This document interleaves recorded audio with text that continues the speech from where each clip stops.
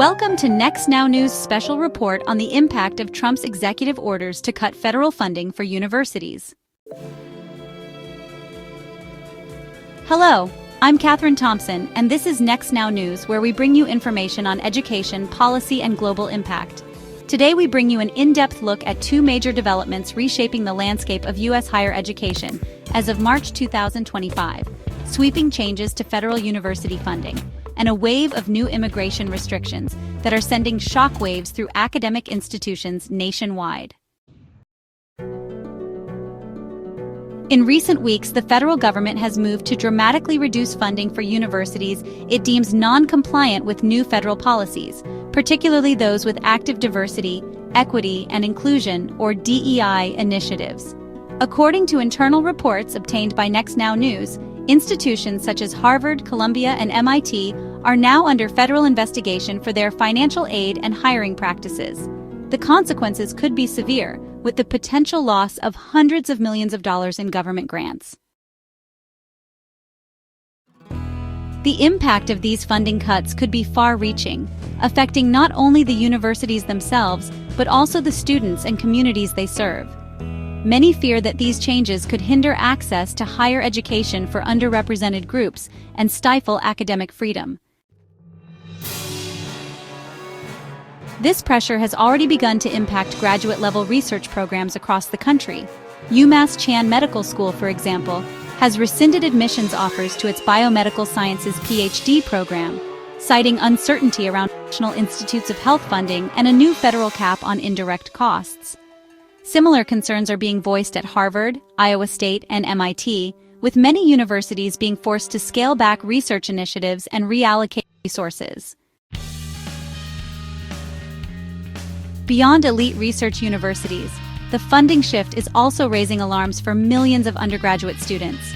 Reports project a $2.7 billion shortfall in Pell Grant funding, aid that helps low-income students afford college. However, President Trump, on the day he dismantled the Department of Education, stated that Pell Grants will be maintained. University financial aid offices across the country are preparing for tighter budgets, longer delays, and increased competition for limited resources. The takeaway for students? Apply early, seek out private scholarships, and stay closely informed on any changes to institutional aid policies. Next, we delve into a significant shakeup in immigration policy that could have far-reaching implications for international students and researchers. The proposed changes aim to overhaul the current system, affecting who can enter and study in the United States. Stay tuned as we break down what these changes mean and how they could impact the academic community. The major change from Trump's executive orders are on the immigration front. A proposed overhaul to the Immigration and Nationality Act could reshape who is allowed to enter and study in the United States. The new system introduces a national origins-based tiered classification, dividing countries into red, orange, yellow, and green lists, each with different levels of restriction.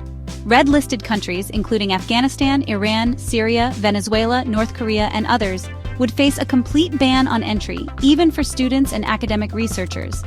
Those from orange-listed countries, such as Eritrea, Myanmar, and Haiti, would be subjected to severe visa restrictions, while yellow-listed countries are under a 60-day review period that could result in further limitations. Is your country on the ban list? Please let us know in the comments. Now let's explore the potential academic fallout from these sweeping changes. Universities and research institutions across the United States are bracing for the impact, as the new policies could limit the influx of international talent. This could, lead to a decrease in cultural diversity and a potential brain drain, affecting innovation and collaboration in various fields of study. It's a complex issue with no easy answers, and we'll continue to follow this story closely. These immigration changes are already having a chilling effect.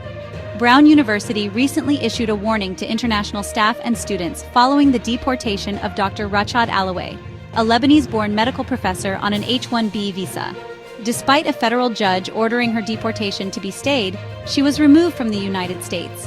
This has prompted institutions like Brown, Harvard, and Columbia to advise their international communities to avoid any non-essential travel.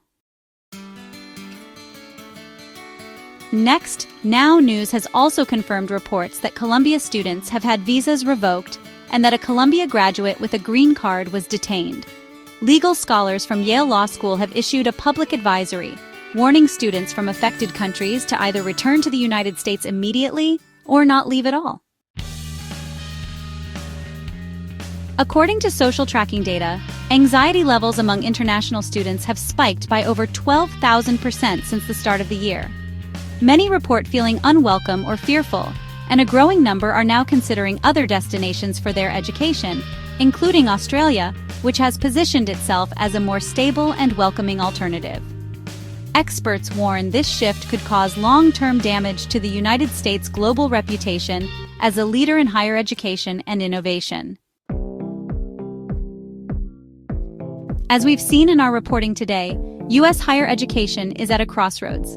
With the convergence of aggressive federal funding cuts and escalating immigration restrictions, both domestic and international students face an uncertain future.